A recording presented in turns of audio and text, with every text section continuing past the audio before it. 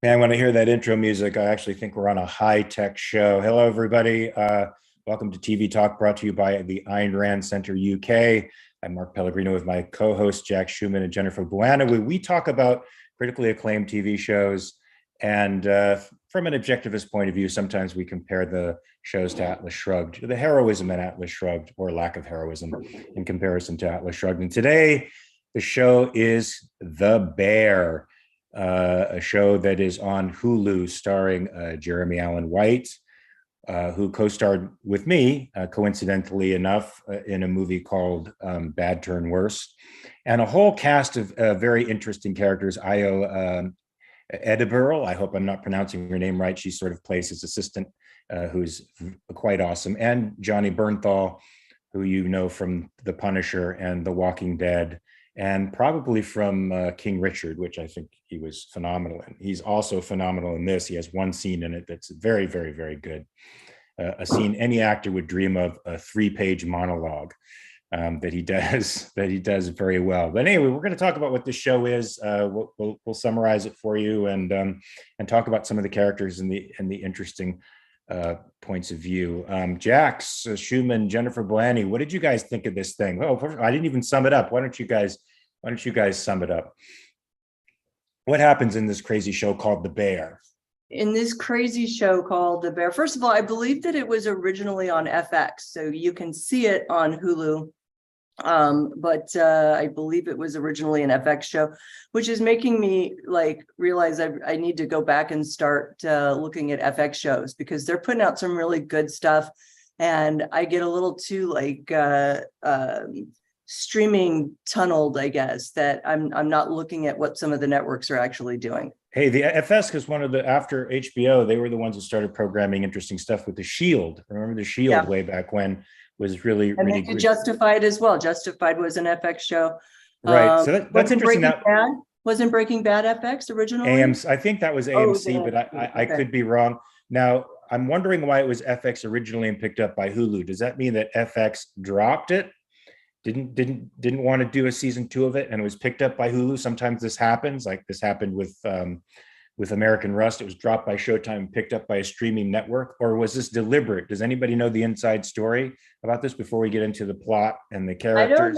I don't know the inside story, but I'm going to monitor the chat to see if anybody else does. But I think that this is fairly common, though, for FX to stream. I don't think it means necessarily that FX is not going to go for a season 2, because this is 2022. I think it was just Hulu, because you can have Hulu instead of network TV. That's the benefit of Hulu, is that you get to watch all these network shows. So so they're working in partnership. Ali is saying that Disney owns Hulu. FX is owned by Disney. Disney owns Hulu. So it's this whole incestuous family. Well, thank you. Ali knows Hollywood better than me. So if which is, highly likely. So if we need any insider information, we'll go to Ali. Yeah, I'll keep watching the chat for that. Okay, so plot summary. And I'm just apologizing in advance to everybody. I have COVID and I've got COVID fog brain, whatever. But I'm doing my best, my college best. What'd you say, Jennifer? You're here. You're a trooper. I'm here. I'll die after this. Can I just say it's not even Thanksgiving yet, and there is a tree up in Jennifer Bouani's background there. I feel like this is an illegal move. This is a flag on the play here.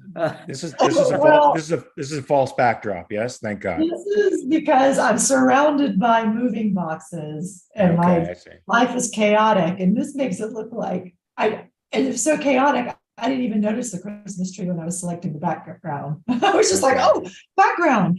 So it looks like everything's just good back there, but that is not the case. I thought that might have been your new digs no place in Colorado. Not yet. All right. So what is the plot? What is the plot of this crazy show? Plot summary. So it's what I love about this show, it's a great, very clearly defined inciting incident. What is this thing? What is the reason for this show starting at this time here? And so Jeremy Allen White plays he's a chef. He's actually a Michelin star rated chef for the top restaurant in the United States, some might argue in the world. And he And had, I did hear the French Laundry in there somewhere. They were implying that he worked at that restaurant, were they not? yes, I heard that. I heard that as well. And there was, yeah, there were. I feel like there were a lot more references than in there that I actually got. I want to go back and look at kind of all the Easter eggs. But this starts when so Jeremy Allen White, who plays Carmen Barrazo, he's nicknamed the Bear. But the opening scene, I love the opening scene where it's him on a bridge and the bear is just about to be let out of the cage, and which has great, tremendous themes throughout the series, or at least season 1 of the series. Carmen's brother, Michael, has died and willed to Carmen the Chicago deli that they both grew up working in, but then at some point Michael kicked Carmen out of it and wouldn't let it be part of the family business anymore. And now the deli, I think it's called Chicagoland Beef, is run by Carmen's cousin, who, what's his name? They just call him Cuz the whole time. Even Richard. Ross Bacharach, but his name is Richard. Yes, Richie. Yeah. Richard. And it's sort of like this band of misfits that runs the deli, and they have their system. In fact, that's the name, I think, of the first episode of the pilot, is called The System. And Carmen decides to come back because he's been willed the deli. And one of the things that you find out later is that he always wanted to be part of it, but Michael never would let him, for reasons unbeknownst to him that we find out later. And so Carmen. Oh, did we? Did we find out later? Yeah. Because you'll have to remind me, because I don't remember what that punchline was. Well, it was more implied, because we find out that, and spoiler alerts for everybody, but we find out that Michael died by committing suicide, and Michael was a serious drug addict. And I believe that the reason why Michael kicked Carmen out was because he didn't want Carmen to see the path he was going down with drug addiction. And he wanted Carmen to be the best. Like, he saw in Carmen the potential to be an amazing chef, and he would never achieve that at the deli. And so he forces a split. I believe he forces a split between the two, because Richie's not going to go be an amazing chef. Richie's going to run the deli like a system, and he's going to work with the mob and sell cocaine in the alley just to make ends meet. And Carmen actually goes, and out of anger, because Carmen's so angry at Michael that Michael kicked him out and really just shut him out of his life, he decides, I'm going to go and I'm going to be the best I can be. And he ends up becoming the best chef. And it's not without those skills that he had gained by being a chef that he comes back to the deli and decides, I'm going to run this place like a true restaurant, like a Michelin restaurant. We're all going to wear aprons. We're all going to call each other chef. We're all going to use the terminology that we use. We're going to call out, it's the way that this show is filmed. It's filmed, it's so fast, but they wanted that fast cadence, because that's what it's like working in a kitchen. And then you've got these other great characters that come in. Sydney, who applies to be sous chef, ends up being sous chef, is this like very kind of OCD organized person, wants to make all of these changes. She's pushy, but she's amazing at what she does. She went to the Culinary Institute of, what does the A stand for? Culinary Institute. America, probably. American, the CIA, they call it the CIA. And it's funny because she works for, on her resume, it says CIA, but it also says UPS. And they're like, oh, I'm not familiar with that. Is that she's like, no, UPS, like the shipping company. Yeah. But yeah, and so here we've got a really delightful, inciting incident, and it ends up being an absolute mess for a while, but it gets better and better. So that's what am I missing in the plot summary here? I think you got it. The big brother commits suicide. The little brother takes the place over. It's chaotic, and he injects something unfamiliar to everybody in the place: dignity, artistry, a sense of stature to this place that nobody who works there up until that time even thought about. So his artistry and his drive ends up sparking this sort of revolution within the interesting cast of characters, the company of people working there. Some who are resistant to change, and some who embrace the creativity that Carmen brings to his job wholeheartedly, in very interesting and fun ways. So yeah, I think you got the basic plot points there. I love the breakneck speed of the show. I love the cinema verite style, improvisational way that it's shot. It's very free and loose, and the acting feels very real. It feels very spontaneous. It feels like everything, there's nothing programmed in it. They're not archetypes. These are real people with real flaws, living through life.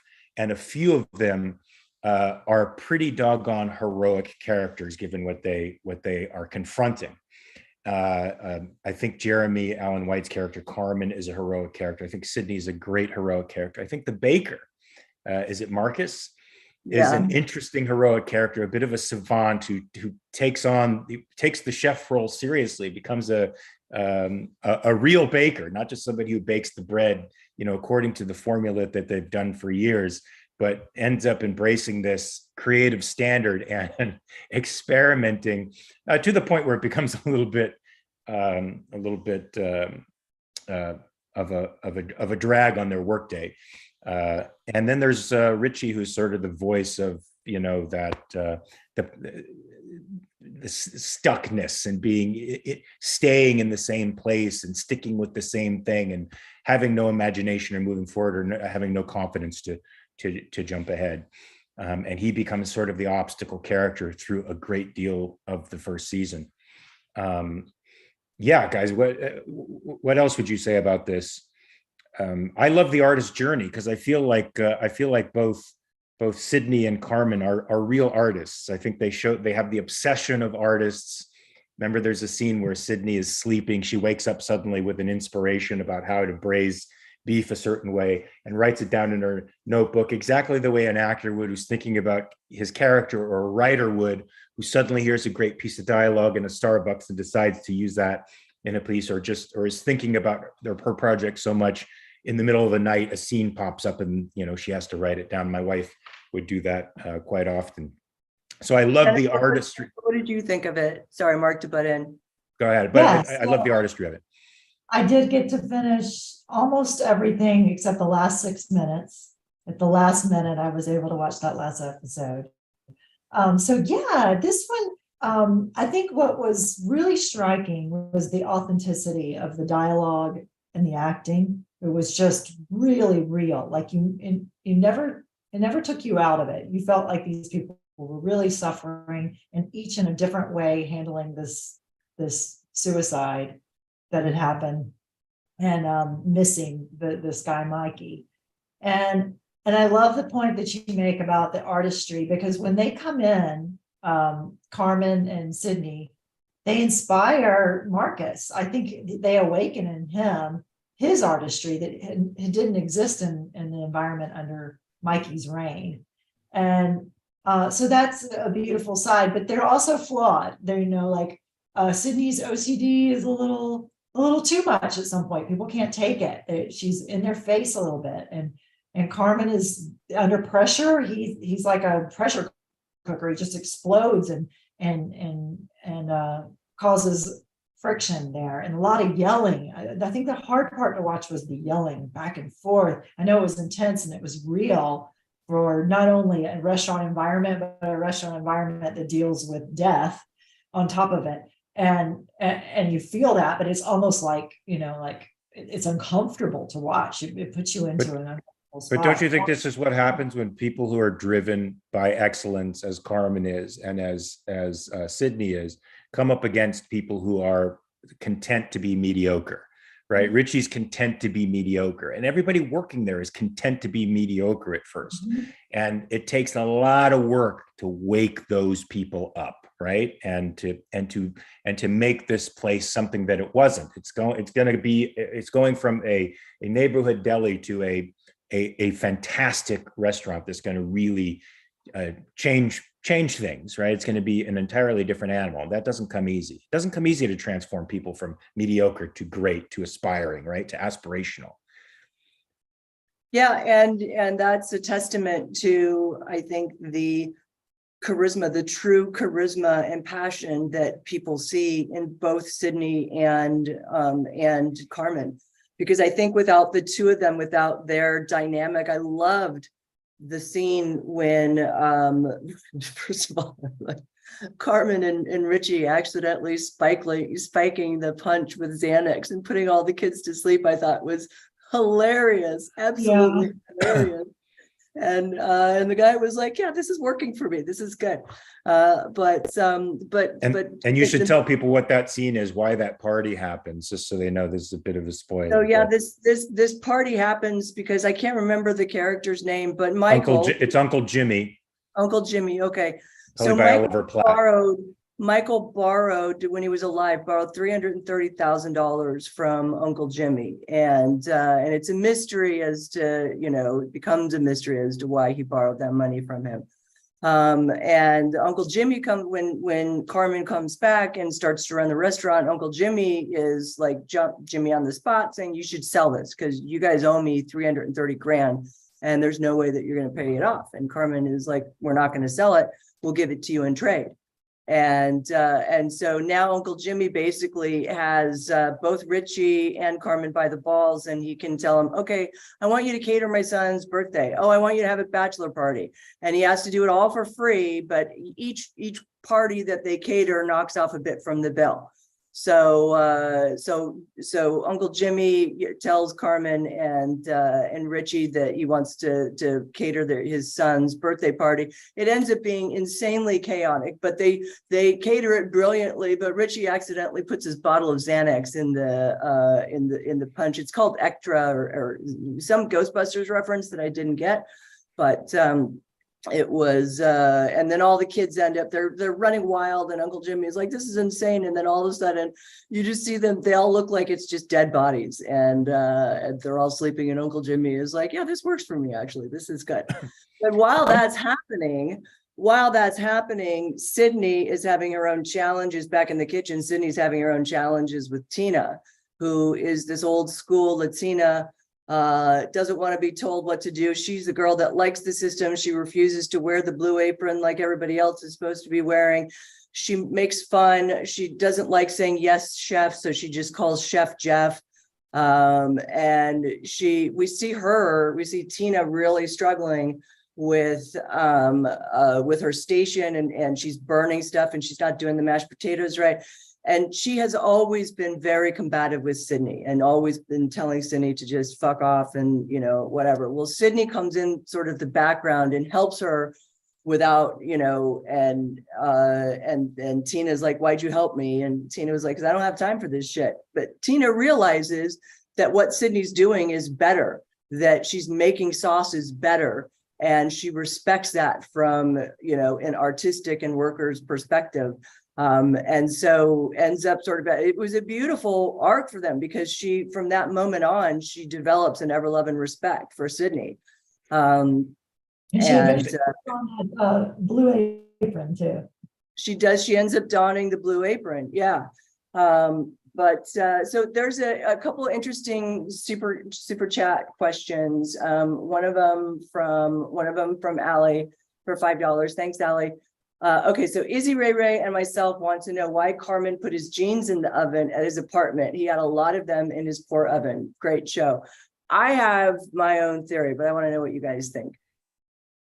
I didn't even notice him doing that, so I don't have a theory. I don't remember, but I know he has a few freak out moments where he's just sort of losing his mind. And so he keeps his jeans at his apartment. So remember in the very beginning, he's selling, these are like designer jeans, and he's selling that's right, designer jeans to get money so he can buy better meat.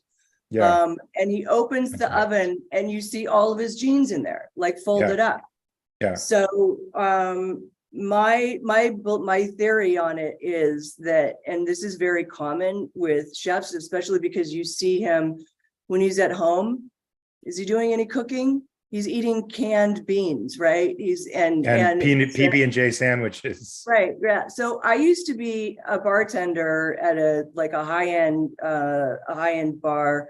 And we had like 100 different insane cocktails that we had to make. And the worst was when they ordered blended, like the blended cocktails were the absolute worst.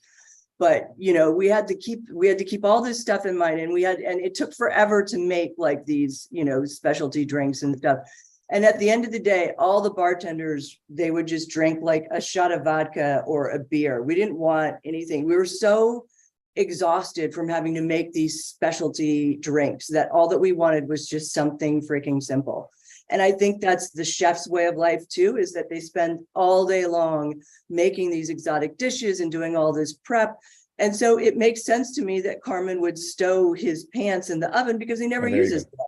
Yeah, so there you go. That's an interesting character point. It's something you know, that a writer would put in a scene to really highlight, you know, something about this character. It's a visual that says quite a bit. What I like about this, before we get to the next super chat, that's very similar to Ayn Rand's work, minus the romantic visual content. It's more realistic in the sense is that the people who are striving for excellence and who are striving for values are the winners.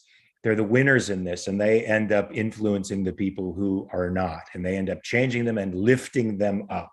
So the whole piece is aspirational in that way, and that's very objectivist. I think any objectivist could look at this piece, and even with the flaws of the characters, which I think makes them more interesting, really hold this up as something that demonstrates heroism in real life. Yeah, do we have another super chat? No, I just wanted to dovetail off of that. I think that their flaws to me, you know, it's really interesting because it's like, I mean, everybody has a flaw, right? Everybody has something, and I don't know that I can't call what Carmen is going through as a flaw. It's baggage, you know, he's got baggage that he has to deal with. He had trauma that he had to deal with. Richie, I think, is probably more flawed. Sydney, I think, at the same time has baggage and not as much. Sorry, not as much flaw. I thought it was hilarious when Sydney accidentally stabbed Richie in the ass. Yeah, I thought that was funny. Hey, but you have to make a distinction, I think, for all of us, the difference between the baggage and the flaw. And is there a time when they overlap? Yeah, I think that I think that they can overlap. I think a flaw is sort of this is like a total layman's opinion. I'm not a psychiatrist or philosopher or psychologist. So, but I think the way that we look at the word flaw, we see that as negative, as there's something. So that to me, a flaw is like a consistent evasion of something, where you see the reality of something and it's and you evade it, or and then I think baggage is like just shit that you've had to deal with in your life through, in a sense, it could be no fault of your own if you've been traumatized or whatever, or victimized. And then as a result, bad shit comes out of that. But I just feel like the way that we look at the word flaw, we see it as such a negative thing. You're shaking your head. Because I think when we use the word flaw in writing, it is about characters need to have flaws in order to be, to have that vulnerability or to relate to them. And so it's not considered, like, you can't relate it to a flaw in real life in psychology. I think it is specifically a writing term. Oh, I'm looking at this from not a writing term, actually. If you want to look at it, that's shorthand. When we talk about this character as flawed, that's shorthand. But I see a difference between Carmen's quote unquote flaws and Richie's flaws. Carmen has had trauma, and he's done everything that he can to, you know, be as good a man as he can. Richie to me is somebody like, he talks about the how he's in his ex-wife's phone as Richie Bad News, because he always brings bad news. There's Richie to me is like the difference between his flaws and Carmen's flaws to me are different. What say you guys? So, well, I was going to say, because you said you were defining flaw as more of a psychological term, and it's a type of evasion. I would say it's more deterministic than that. A flaw implies something you can't change, something inherent in your nature, right? Hamlet thinks too much, while Laertes is too impulsive. This is just aspects of their nature that push them down particular paths where they're fated to go a particular way.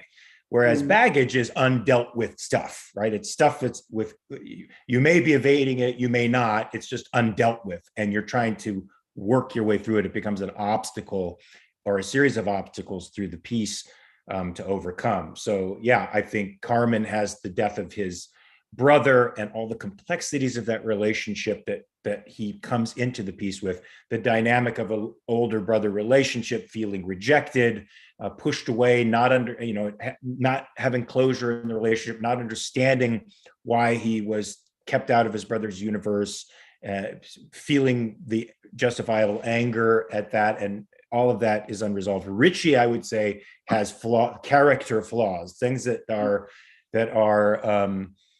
I mean, they're aspects of his character that seem inherent or ingrained in such a way that he's going down a certain path. The beauty of this is that in this piece is that not even that is definite. I mean, he seems to be even able to see by the end, at least from what I remember, that there's sort of an inevitability to this pursuit of values and excellence that he can't help but go along with because it's actually too good not to. Right? Yeah. The reward is too good not to. Do you guys remember Richie's save the cat moment? No, I didn't even remember the jeans in the oven. So tell me the save the cat moment. So Richie, I think his save the cat moment was when he had to go to the hardware store with Sydney to get the coffee, and he gets the wrong stuff and she gets the right stuff. But he ends up, he was, he's in the process of telling Sydney she's hysterical, right? He's completely mansplaining stuff to her. And at this point, you're not feeling a lot of sympathy for Richie. He's up till this point, he's basically kind of a straight up dick. But then he gets a call, and it's from his ex-wife. Yeah. And his daughter, his 5-year-old daughter, is getting bullied at her new school, and you just see his complete tenderness and empathy and love for his child, and you can't help but feel empathy and sympathy for him. I thought it was a really done save the cat moment. That was a great moment. That's right. And that was an interesting way to do a save the cat moment too, because you do need that with Richie, because he is really, really difficult to like. He's funny, and I don't want to say he's the villain, but he sort of is in a way, because he's an obstacle to pretty much everything good that Carmen wants to and Sydney want to do to the place. And he is a bunch of trouble, so it makes him sort of a villain in a way. So one of the, I think, cardinal rules of a villain is that he has to be sort of funny, and that does make him in a way sort of, I think, amenable to being liked. But he did need that moment, seriously. When we got that, it was a breath of fresh air. There's the human guy. That's what you end up saying after that scene. Yeah. So our next super chat from Planet Pellegrino for 10 pounds is, where would you like to see the show go in season 2? Well, that's a great question. You guys as writers, what do you think? Now, first of all, I want to say something. There was a season of television with David Schwimmer, where he and I think his brother were starting a restaurant that was in debt, and they were in debt to a gangster, and it had one failed season on some network, AMC or something like that. And I feel like that show, that this is the show that show should have been. This is just very dynamic. I wish I could remember the name of that show. I'll find it. Anyway, what do you think? Where do you think it should go? Where do you think it should go? Well, so first, so Jennifer, you didn't see the last 6 minutes of the show, so you're gonna get a spoiler. Yeah. But you saw up until the point you saw all the tomato cans, right?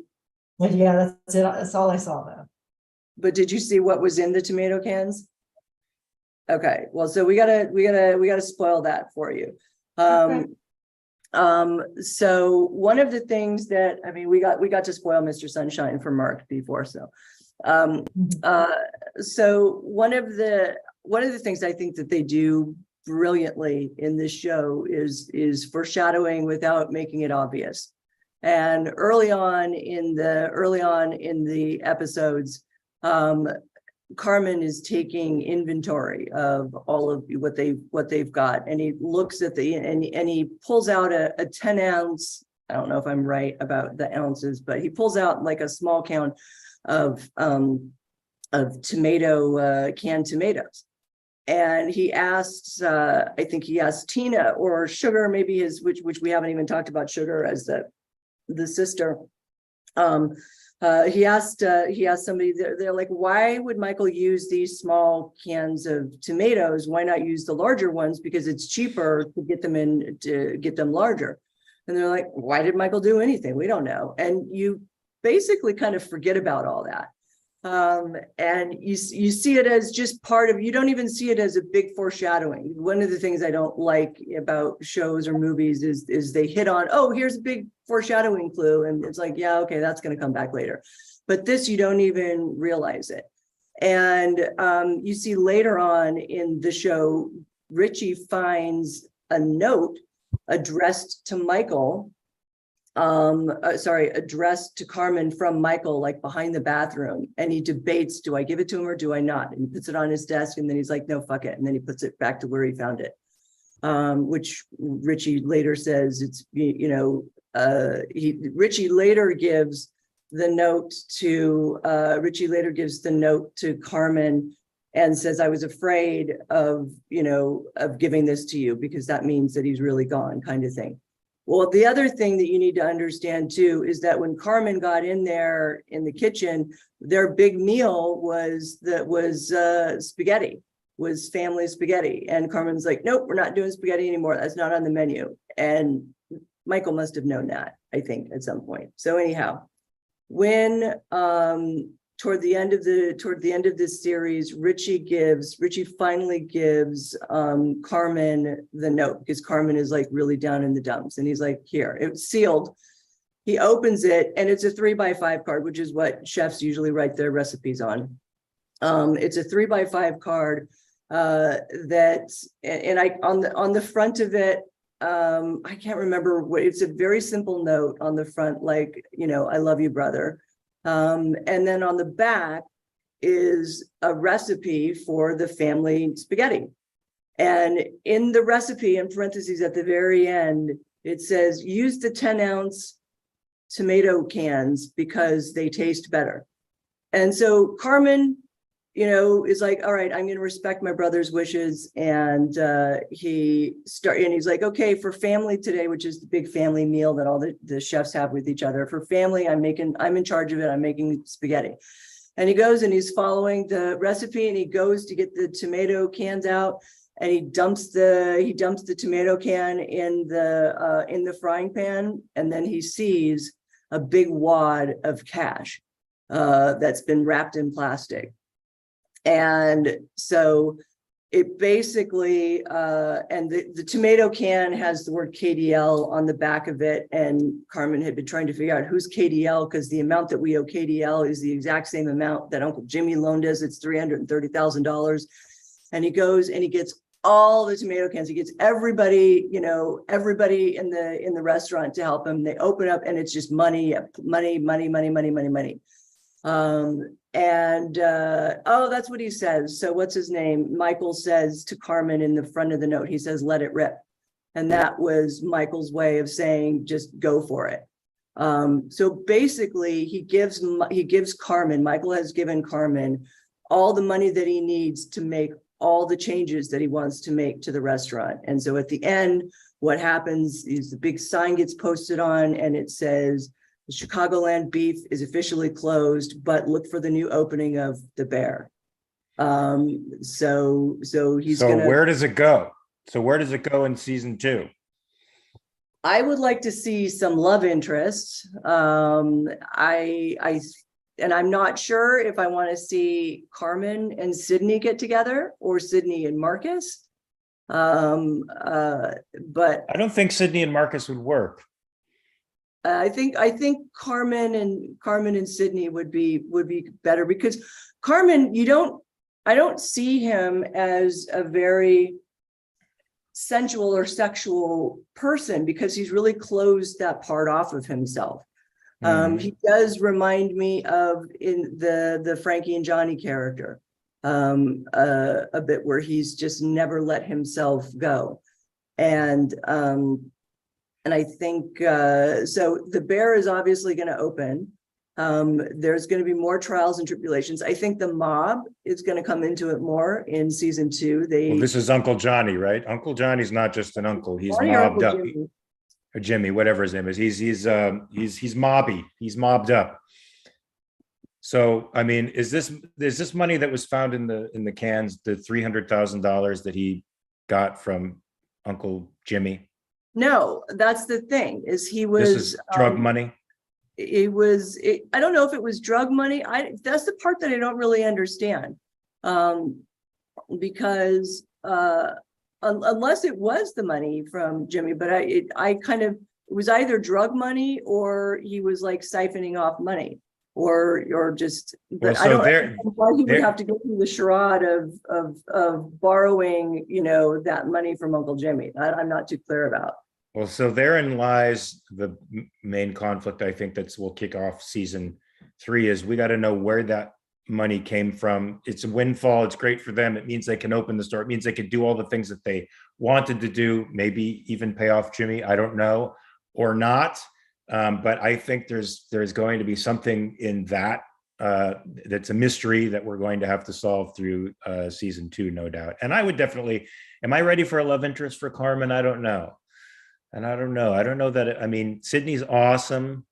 I'm just not sure I think it would have to be very slow growing. It couldn't be, something. It would have to be very slow growing that you don't realize until, or that you don't actually kind of get to until the end of season 2.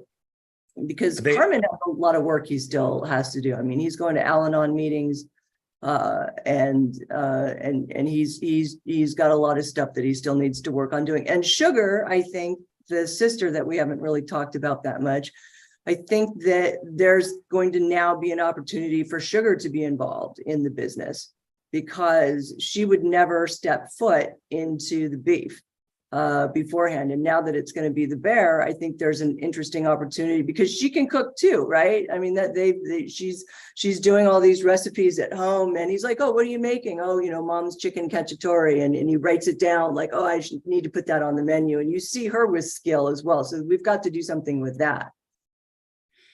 Yeah, so we've got a money mystery to solve that might bring in some trouble, because they end on a high note like that. It looks like a spiritual reconciliation, a kind of closure between the brothers.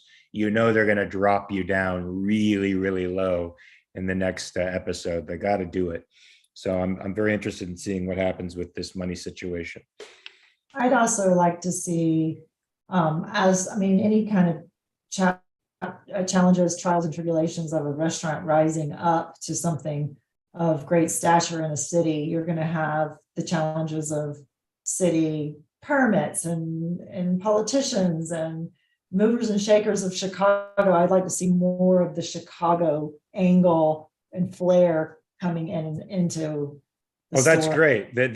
They are going. That's true. Chicago would be in real life an obstacle to doing anything good, and I'm sure they're going to have lots of issues with these changes and new ideas, and maybe we'll get to see how the state stifles innovation and change, and how they stifle us from making things better. I doubt that'll be even a tertiary message in that show, but it would be great to see it. Did you guys know that Maddie Matheson, who is an executive producer on the show, he actually is the character of the fat guy that really wants to be part of the restaurant? The guy who's fixing everything, the handyman. Yeah. Do you guys know who Maddie Matheson really is? No. He kind of like, I think that he was like one of the big consultants on this story. He's a Canadian chef.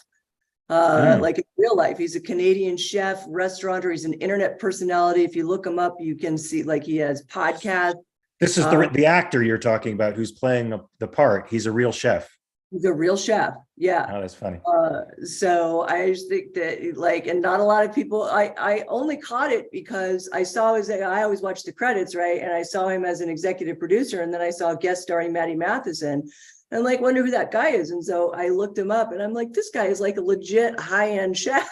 Hey, why waste thousands of dollars on acting school? Just become a chef and step in front of the camera. And do as good a job as the actors, because he's very good. Good job, though, doesn't he? Very he's really good. You wouldn't guess in a million years that he's an actual chef. Yeah, one thing I really love about this, it differs from network television. Network television sort of has a formula where they do wide shots and two shots, and then they push in for close-ups and all that. There's a lot of two shots in this. And for an actor, that is a special gift, because that means you can play, you can be spontaneous. You can, the moments can live, right? Each take, if they're doing them in those loose two shots that they do, can be special. And as opposed to trying to repeat something that you did in a master and then in a two shot and then repeating it somewhat in a close-up, where it becomes stilted and where all the technology just sort of pinpoints down on you, and you're missing the real connection with another person, because you're now looking at an X on the matte box instead of a real person, and you know, the lighting and flags are in your face. Here you have alive human beings dealing with each other. Like if you watch good movies, like Woody Allen movies, for example, you'll see lots of loose two shots where people can live, you know, and sometimes it's more like as you would have on the stage, right? Yeah. You know, you'll see that in Woody Allen stuff, you know, wide shots where he never goes in for coverage, just he lets people just live, and you get the idea. You don't need to push in like that, like the network formulas, and you get all the emotions that you need in this show. The show is just overflowing with emotional life. Yeah. You know, I almost didn't recognize, but then I could tell by her mannerisms who it was. Who's that? Molly Ringwald. What? She was in it? Yes. Oh, you're right. She was the Al-Anon person. Yes. Get out of town. Yeah. She was the counselor or whatever at Al-Anon, or the one who said speak, or you know, if you want to say. Yeah, you'll recognize her mannerisms from, like, you know, Pretty in Pink or something. But yeah, I was like, whoa, that looks familiar. That's a good call, because that's amazing. Well, so now that we know that she's the leader of the Al-Anon meetings, we know there's got to be some more Al-Anon stuff that goes on. Yeah, you don't put Molly in there. No. You don't put Molly Ringwald in there to say 3 lines, unless she's just doing it for the creator, but she's got to have a storyline in there. Yeah, that's interesting. Oh, because she's the one that imparts the really good advice on, I got to keep my street clean. I just have to live on my live on my side of the street. Yeah, no, that's a really good call. Now that you say it, I'm like, aha. Yeah. Wow, that's funny. Yeah, so all in all, it's a great show. It's funny because they define it. Mark Pellegrino says, mind blown, Jennifer, about the Molly Ringwald's comments. Just so we don't forget, we could talk about it at the end if we want, but Joni Spinoza, even it's not a super chat, but love to hear y'all's thoughts on Del Toro's Cabinet of Curiosities. Benicio del Toro, or not Benicio, Guillermo del Toro. Yeah, I haven't seen it yet. I haven't seen it either. I don't know if I am. It looks scary. I don't like to see super scary stuff. I do. So I will definitely be checking. I'll be checking it out. Mark will check it out. I'm sure he'll tweet about it or something. But overall, this show's great. I sure do hope that they go to a season 2. It'll be, I think that Carmen is probably it'll be interesting to see what kind of an overhaul they do on what was the deli. And that is by the way, that is an extremely famous deli, in a true deli in Chicagoland. I was watching, what's his name? Jimmy Allen. Why am I blanking on Carmen's, the actor's real name? Jeremy Allen White. Thank you, Jeremy Allen White on Fallon. Because you have COVID. It's because you have COVID. Oh, that's right, because I have COVID. I forgot. And I'm starting to feel like my fever spike now. So, he was on Fallon, and Fallon was like, yeah, so I went to this this deli in Chicago. It was like Chicago people. He's like, yeah, that's where we filmed. And there's an actual picture of Jimmy Fallon on the wall there. Wow. In the deli. So it'll be interesting to see if they keep all those pictures because that's on the wall, or if they like revamp the whole place and turn it into some couture thing. But it's also, I think that, to Jennifer's point of like the personality of Chicago coming out, I think that they opened the door for that because of Richie kind of walking out, and he sees that the bar is closed and different construction things, and he's like, it's just not the same. It's just everything feels different. Yeah, he's the guy clinging to the past. He's really an obstacle character. He doesn't want things to change. He's resisting really hard. So that's why I call him sort of the villain, which is sort of interesting. Another sort of connection to Rand, where I can't say Richie's a pursuer of values or heroic, but you see. No, my premise just broke down. I was going to say you see the battle between real heroes as opposed to between heroes and villains. Villains are sort of temporary things you have to get out of the way in an objectivist world. They're not really problematic as they are in most narratives. He's more antagonist than villain. Yeah, obstacle character, like that, yeah. Like somebody who just puts stuff in the way of the main character. Yeah, and he does have a moral compass. He like, it just is faulty. But it's not like he's an amoral or immoral person. He obviously loves his child, and even more so than just you look at a character like Tony Soprano, who, he's a bad guy. He kills people and stuff, right? But he loved his family. He did a lot for his family. I don't put Richie in that same class.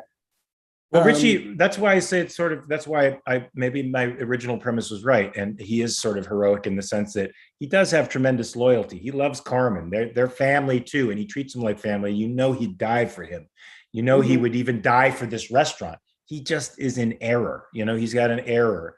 The error is, the past, holding on to the past, the good times, the good old days. That's the way it should be. You shouldn't move ahead. And I think that's more heroic even than, good guys fighting bad guys. It's good guys fighting good guys. They're just in error. There's an error somewhere that has to be repaired, and that'll be an arc down the line, maybe through multiple seasons.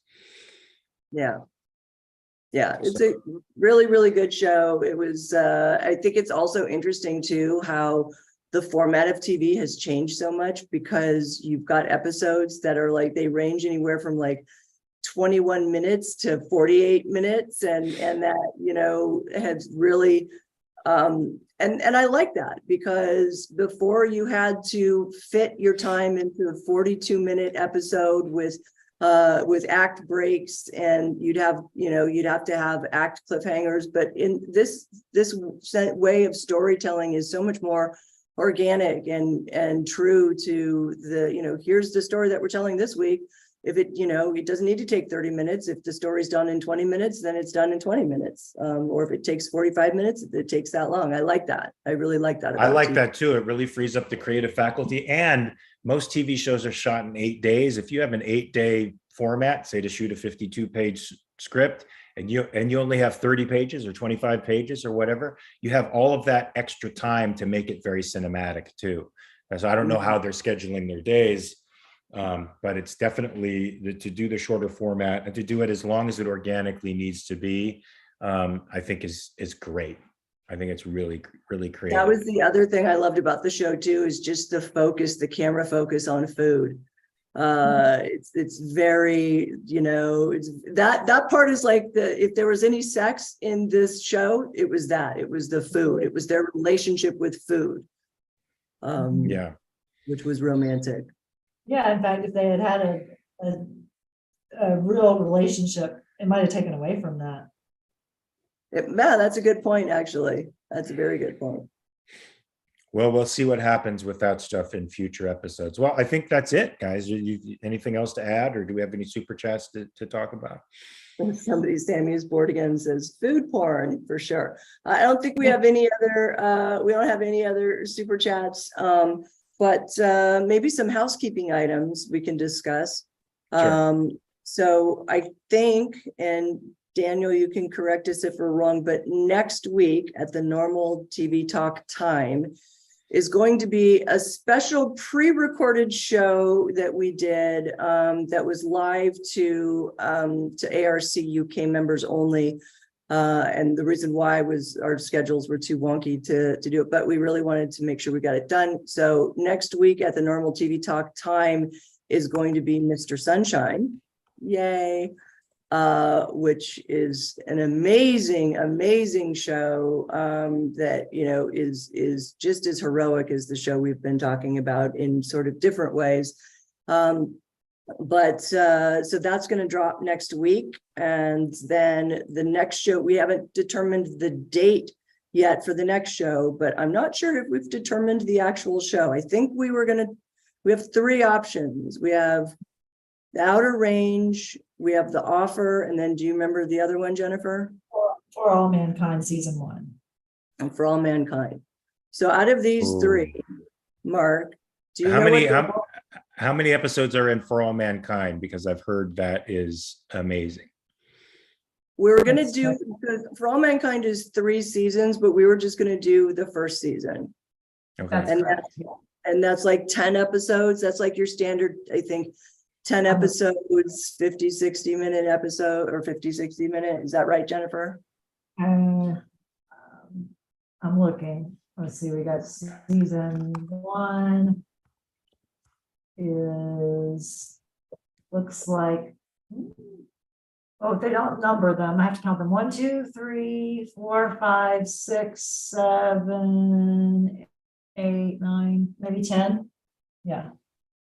And they're like 60 minutes, but you'd have you'd probably have at least 2 to 3 weeks of time to watch it, Mark. I've seen it all already. I don't have Apple TV. So is there another streaming? I think we might have Apple TV. I have to check and see if we have it, but I think we should make that the next one. And I will be having to go to Pittsburgh on the 20th. I start driving out east for my show.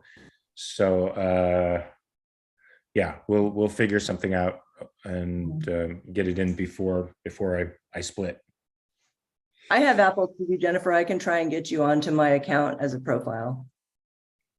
You just said that on the world.